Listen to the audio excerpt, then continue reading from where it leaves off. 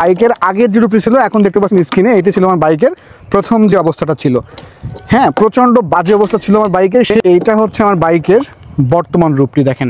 এখন কিন্তু 80% ক্লিন হয়েছে আর কি, এবং এখানে আমি যদি স্প্রে কালার করে দিয়ে কিন্তু ঠিক করেছি।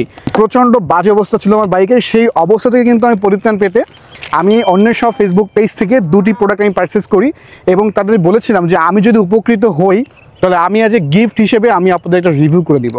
পুরো টাঙ্কি হচ্ছে আগে খুলতে হবে, খোলার পর কিন্তু টাঙ্কি থেকে সমস্ত ফুয়েল বের করে এই কিচেন ক্লিনার সম্পূর্ণ দিয়ে দিতে হবে।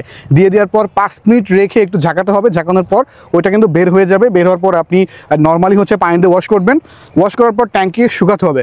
শুকানোর পর মজার বিষয় হচ্ছে যে রাস্ট কনভার্টার, হ্যাঁ, এই রাস্ট কনভার্টারটা সম্পূর্ণ আপনার টাঙ্কির ভিতরে দিয়ে রাখতে হবে, এবং এই রাস্ট কনভার্টার আপনি যখন সম্পূর্ণ দিবেন তারপর 20 মিনিট রেখে সেটাকে আবারও সুন্দর করে পরিষ্কার করবেন।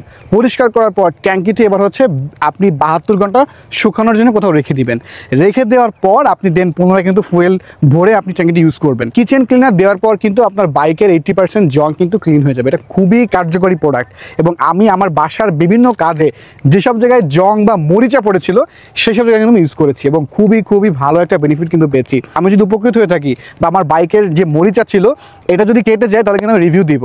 সো থ্যাঙ্কস অরণ্য শপকে, এত ভালো একটি প্রোডাক্ট বাইকারদের জন্য স্পেশালি তৈরি করার জন্য। কারণ বাইকাররা কিন্তু সবাই এই বাইকের ট্যাঙ্কে মরিচা নিয়ে কিন্তু সবাই টেনশনে থাকে।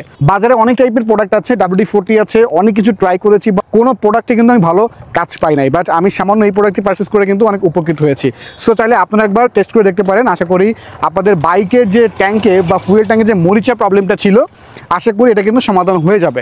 সো প্রতি 6 মাস বা 1 বছর পরে বাইকের কন্ডিশন বুঝে বা ফুয়েল ট্যাঙ্কের কন্ডিশন বুঝে একবার ইউজ করবেন, আশা করি ভালো একটা সমাধান কিন্তু মিলে যাবে। আপনারা একবার ট্রাই করে দেখতে পারেন, আশা করি উপকার হবে।